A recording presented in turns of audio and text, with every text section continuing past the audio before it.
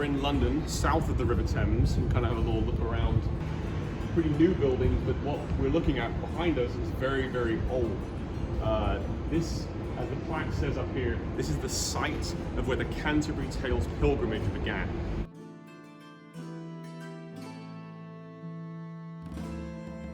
Tabard Inn is what used to be the Tabard Inn, and Geoffrey Chaucer and all his pilgrims from the pilgrimage in the Canterbury Tales, that was based on real pilgrims who actually left from here, south of the River Thames in London, and went all the way to Canterbury Cathedral. So a little alley over here, and maybe we'll go and peek out there and do our journey to Canterbury Cathedral.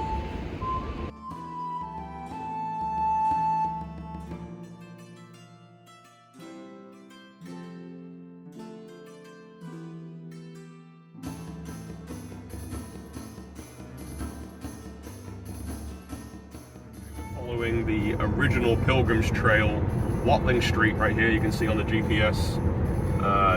This is actually part of where the pilgrims would have been going from London to Canterbury. We're going from London to Canterbury, but we're doing it in a car for most of it because it's like an 8-day walk.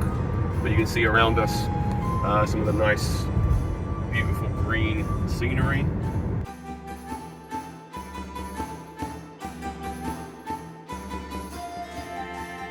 We're walking the Pilgrim's Trail. We're about 3 miles from Canterbury. Walking through a pretty wooded area. This is actually the original walking path, and it's raining, as you can see and hear, but actually I got my hood off and it's not that bad right now.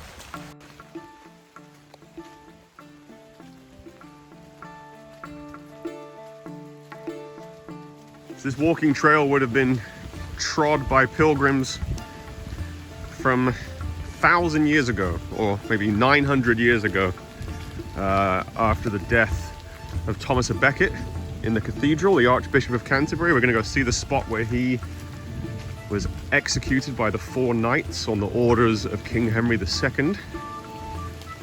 Seems pretty medieval through here, huh? You can just imagine pilgrims on horseback, the nuns and knights and bakers, carpenters, farmers, pardoners and millers, the Franklins and Reeves. We've got about 3 more miles to go. It's quite fitting that it's raining at the moment, because the beginning of the Canterbury Tales begins with the mentioning of the April rains, and in Middle English he says, "One that April with the sure sote, the drought of March hath pierced to the root," which means when the rains of April come, the drought of March, so no rains in March, the drought of March has pierced through to the roots of the trees. Oh, lovely little view over here.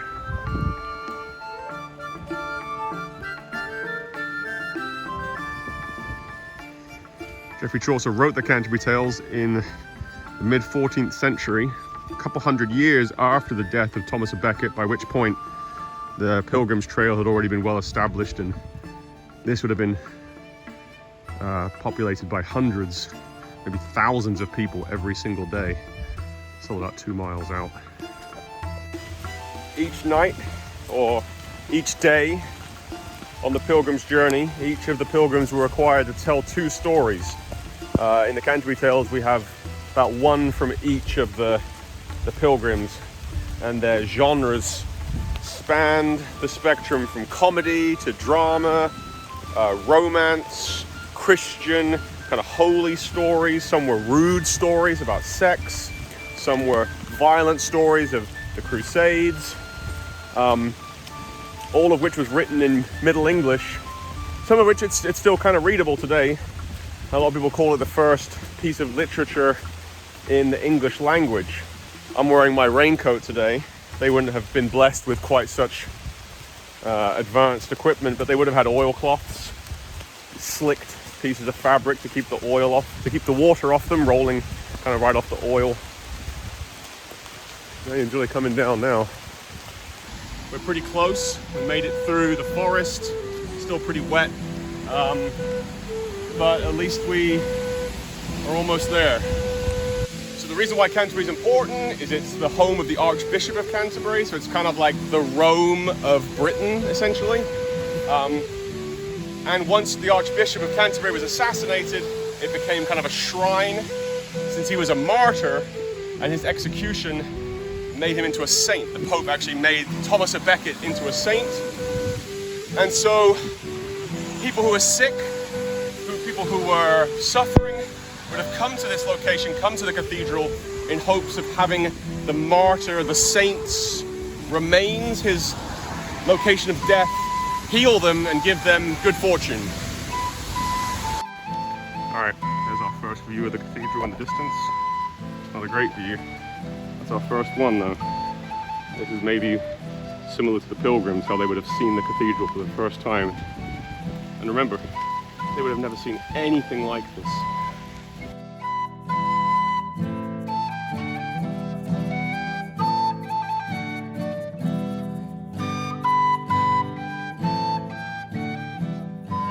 Probably just as crowded, maybe less so than it would have been in the 14th century.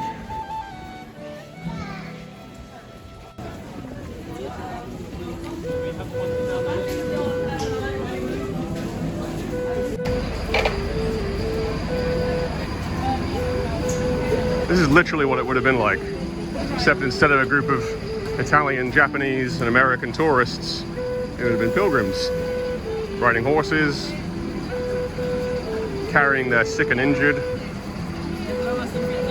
And we're here. Oh. We made it through the crowds of people. That was kind of the worst part.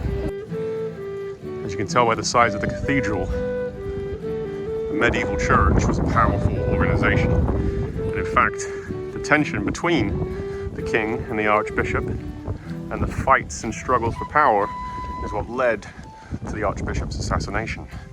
He was in favor of granting more power to the church, or at least not giving more power to the king. The king didn't like that, and the king subtly gave an order for his assassination. Today, the pilgrims are European teenage school children, clearly. Okay, we walked from Chatham Hatch, about 4 miles away. We actually started all the way from the Tabard Inn, right, in Southwark, in England, in Southwark, and then drove most of the way. About a 70-mile journey. So we drove about 65 miles of it and then walked about 4. Not bad. All right, time to go in and find the spot where Archbishop Thomas of Becket was assassinated and martyred.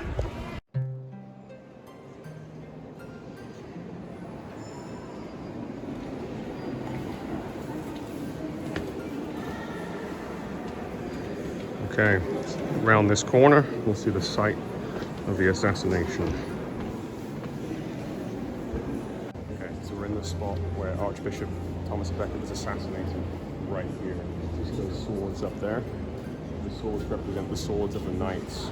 Just killed 4 knights. They chopped the top of his head off, pretty gruesome, and scattered his remains around to make sure he was truly dead.